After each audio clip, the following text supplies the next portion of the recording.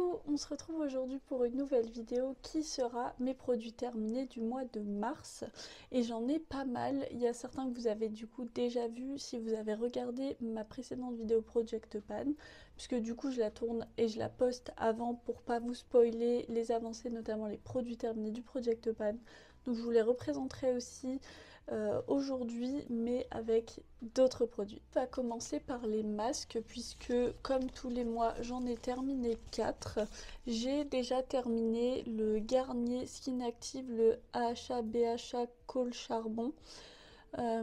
C'est pas dans la gamme des Hydra Bomb, je croyais, mais en fait c'est pas le cas et c'est un masque matifiant, donc qui est censé être adapté aux peaux grasses avec un masque sérum 2% de glycérine AHA BHA qui est donc censé être matifiant.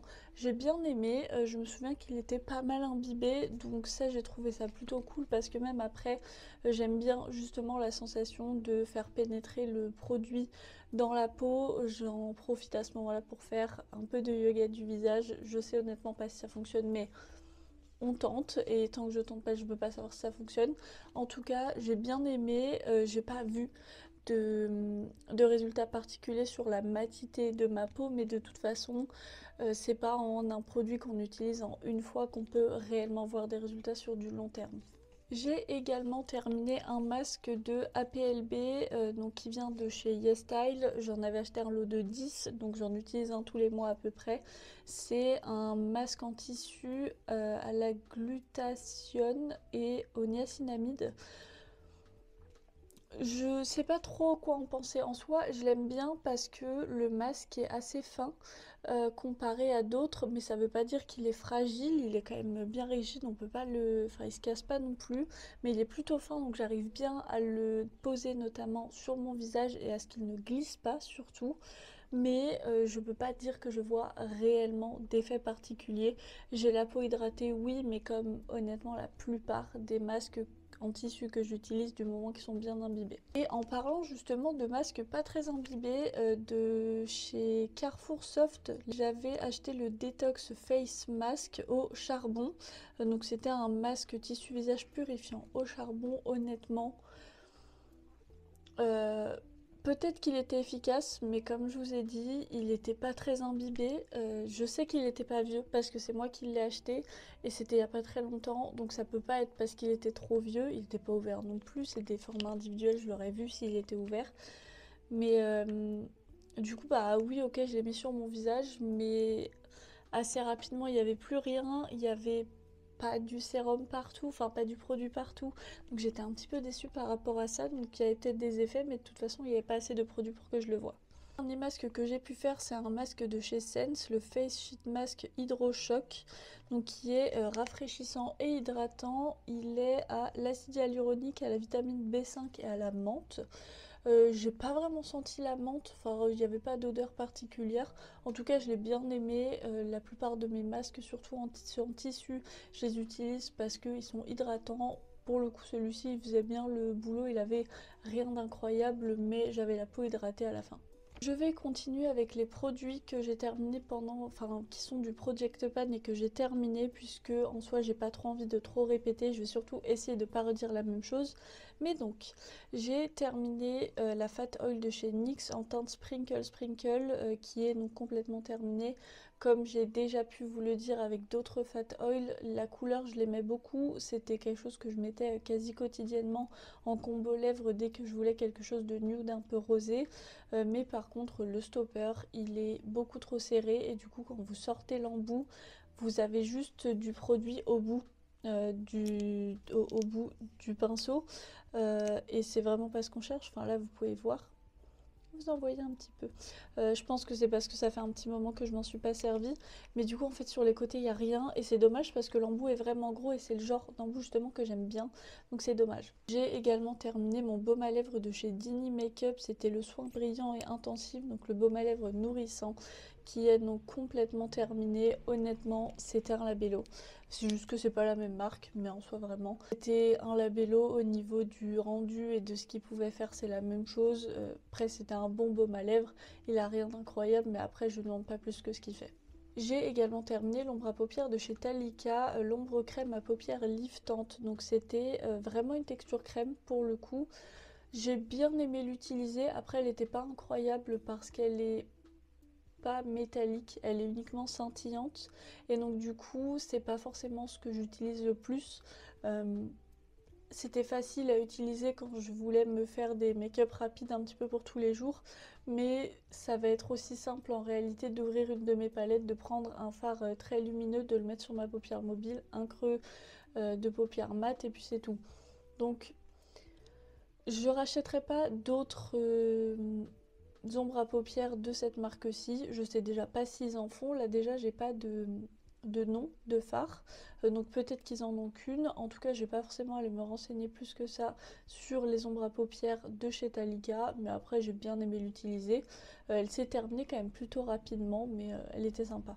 Dernier produit de mon Project Pan, c'était donc de chez NYX la Glitter Goals. Donc les rouges à lèvres liquides en teinte Crystal Crush, donc qui était un rouge à lèvres liquide rosé un peu framboise avec des paillettes dorées qui se voyaient bien, donc c'était quand même plutôt sympa. Le problème que j'ai eu, c'est que vraiment ça reste un gloss, ça ne sèche pas du tout, et même pour un gloss, c'est vraiment les gloss très collants qui sont du coup pas agréables, donc c'était un peu compliqué de m'en servir, je l'utilisais moins que ce que j'aurais pu s'il avait été plus confortable parce qu'il suffit qu'il y ait un coup de vent et vous avez tous les cheveux dedans et en même temps quand il faut les retirer, il faut faire attention à ne pas se mettre du gloss sur la joue à côté quand vous retirez vos cheveux.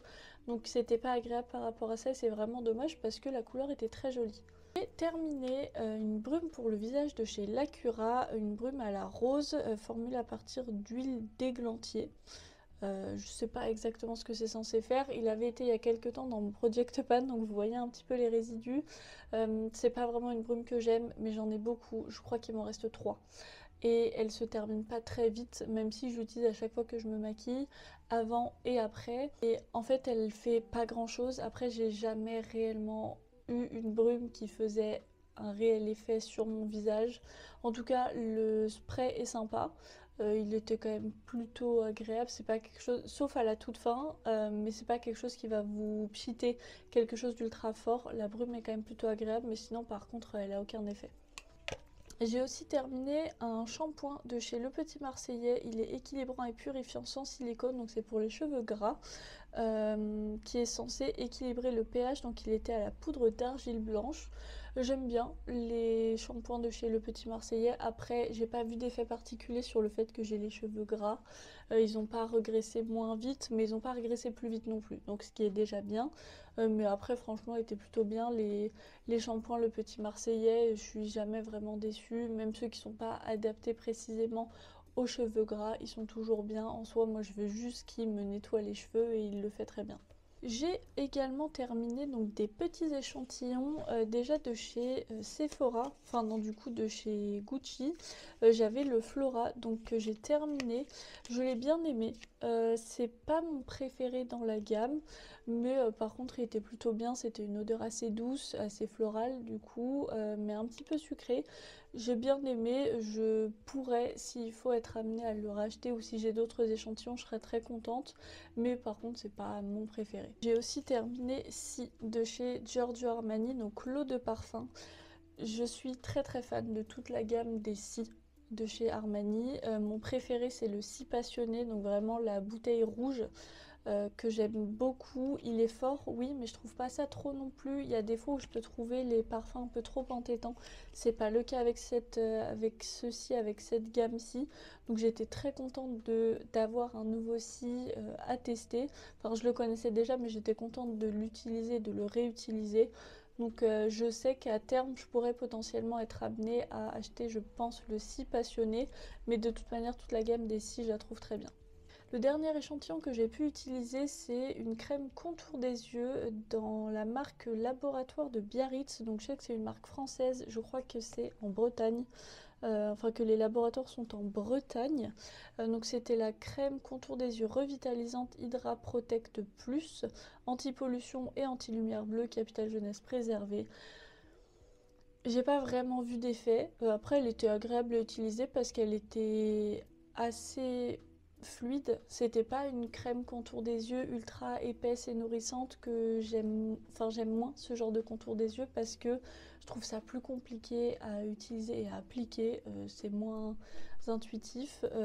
Mais après je la rachèterai pas forcément parce que j'ai d'autres crèmes pour les yeux qui me conviennent mieux, mais en tout cas elle me convenait quand même mieux que les crèmes pour le visage que j'ai pu utiliser des laboratoires de Biarritz parce que pour le coup ils correspondaient vraiment pas à mon type de peau. J'ai pu terminer deux produits de la même marque. Alors pour vous donner un petit peu de contexte, je suis actuellement en master en ressources humaines avec une alternance en chargée de recrutement.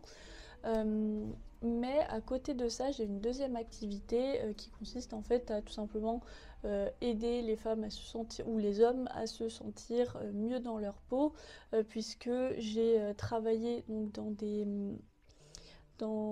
des magasins de beauté, notamment chez Marionneau. Je suis très fan de l'univers de la beauté de manière générale. En fait, ça me manquait de travailler dans ce domaine-ci. Donc, je suis en partenariat avec un laboratoire avec qui je travaille du coup.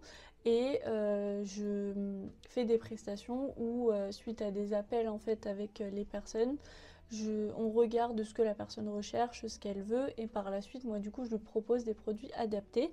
Donc forcément, pour pouvoir mieux parler des produits, je les teste, et j'en ai notamment terminé deux ce mois-ci.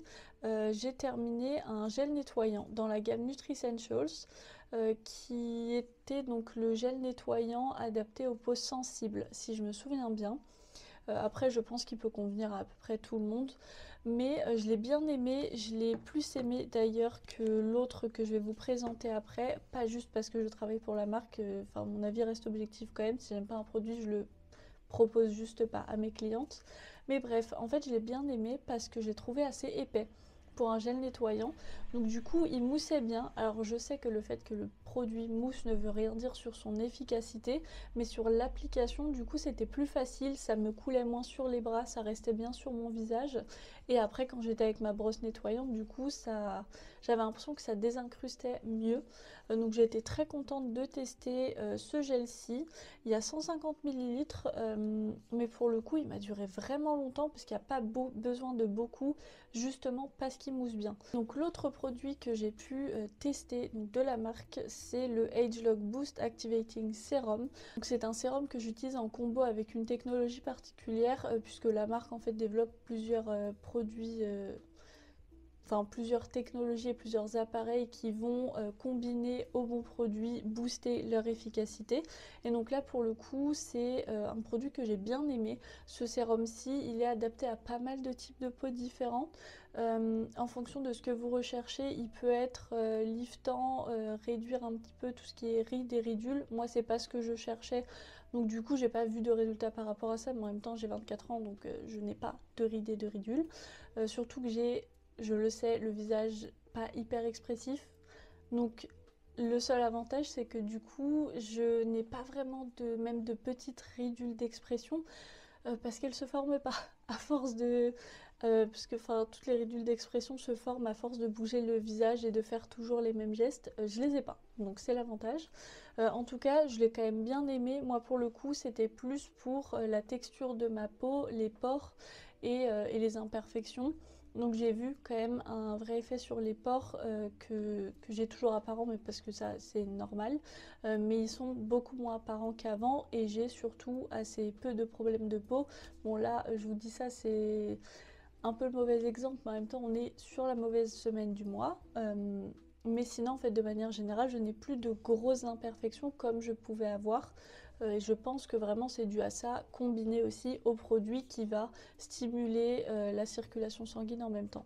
Forcément, faire en sorte que la peau se régénère plus vite et donc que les imperfections partent plus vite. L'autre gel pour le visage, enfin un gel nettoyant pour le visage que j'ai pu utiliser, c'est celui de chez The Beauty Depth, donc à l'eau de concombre. Je sais pas s'il avait un effet particulier, parce que je sais qu'il y en avait trois et j'ai les trois. Élimine en douceur le maquillage et les impuretés. Ouais, je vois pas d'effet particulier. Alors moi je l'utilisais pas pour me démaquiller. J'ai mes huiles démaquillantes à part, donc c'est pas ça que j'utilisais, c'était plus après pour venir faire un double nettoyage. Mais En fait, je l'ai moins aimé parce que du coup, il était assez liquide et qu'il moussait pas hyper bien. Même, enfin, j'avais beau le mettre et le frotter sur mon visage, il mousse pas trop. Et aussi, le problème que j'ai eu, c'est que là, vous pouvez le voir, il en reste, j'ai ici, sauf qu'il n'y a rien qui va. Le, le tube va pourtant jusqu'au bout, mais à partir de là, en vrai, à peu près, donc il devait me rester un quart. En fait, la pompe ne prélevait plus rien, donc je me retrouvais à matin et soir l'ouvrir, en mettre sur ma main, taper comme une malade pour avoir la fin du produit, et au bout d'un moment, j'en ai eu marre. Il veut pas sortir, je sais pas si c'est le mien qui est défectueux ou s'ils sont tous comme ça. Je suis en train d'en utiliser un autre de la même gamme, celui au calendula, donc je vous dirai à ce moment-là. Mais pour le coup, j'ai trouvé ça vraiment pas pratique parce que là, par contre, ça va vraiment jusqu'au bout. Donc je sais pas pourquoi, juste ça bloque et puis il n'y a plus rien. J'ai aussi terminé deux mascaras. Alors, je mets les deux en même temps parce que, en fait, je les ai utilisés en même temps puisque vraiment les mascaras, je les utilise 3 mois et après, je prends pas de risque avec mes yeux et je passe à un nouveau puisque c'est censé être la durée de vie d'un mascara.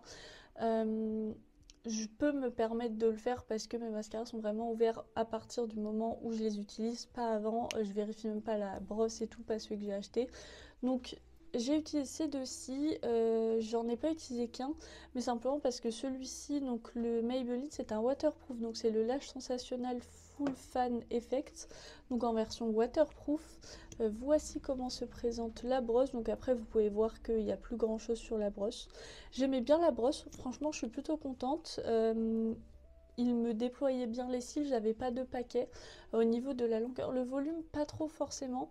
Euh, mais pourtant, volume, effet, éventail, c'est peut-être pas forcément ce que je regardais, mais par contre au niveau de la longueur et des cils déployés, ça c'était pas mal et sans faire de paquet. Je l'ai mis en combo avec ce mascara-ci, puisque comme il est waterproof et que dernièrement j'ai eu des soucis avec mes mascaras waterproof à avoir des problèmes au niveau des yeux, je mets une première couche de celui-ci qui est le Dedona, le 4 Black, donc le volume mascara, qui lui n'est pas waterproof et donc je m'en servais en première couche pour que ce soit plus facile par la suite de démaquiller le Maybelline.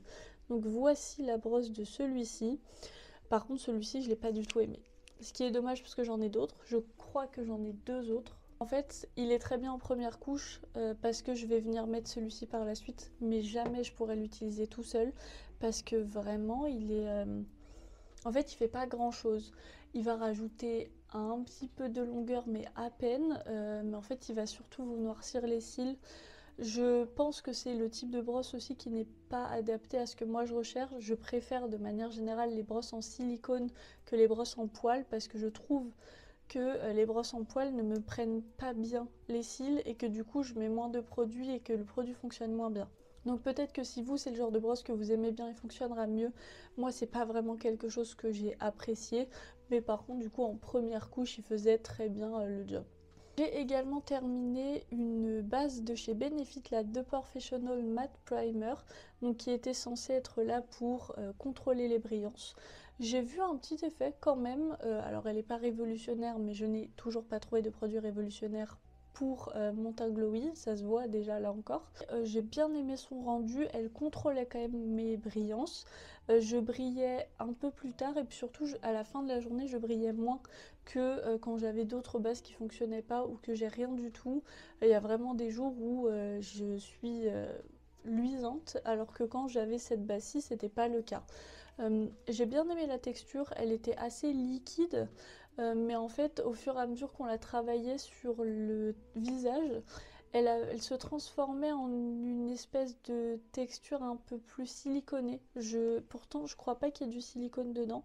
Là sur le packaging j'ai pas les ingrédients, mais je crois pas qu'il y ait du silicone parce qu'elle floutait pas particulièrement les pores.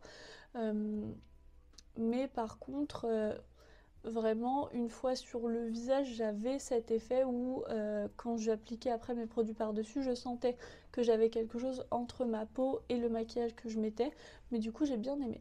J'ai également terminé ma crème pour le visage, celle que j'utilisais le soir. Donc c'est une Sobioéthique. C'est la Précieuse Argan Soin Léger Anti-Âge de nuit. Alors, Je l'ai pas pris pour l'effet anti-âge, clairement pas. Je l'ai pris parce que Sobiotique en soi, je sais que c'est une bonne marque. J'ai été plutôt contente de ce produit-ci. Franchement, il convenait bien à ma peau, sachant que les produits anti-âge généralement ont tendance à être un petit peu plus nourrissants et un peu plus riches parce que justement avec l'âge la peau se dessèche plus, donc c'est normal. Mais j'ai bien aimé l'effet, je l'ai trouvé sympa sur ma peau, elle n'était pas trop riche justement pour ma peau. Soin léger, ça lui va très bien comme nom.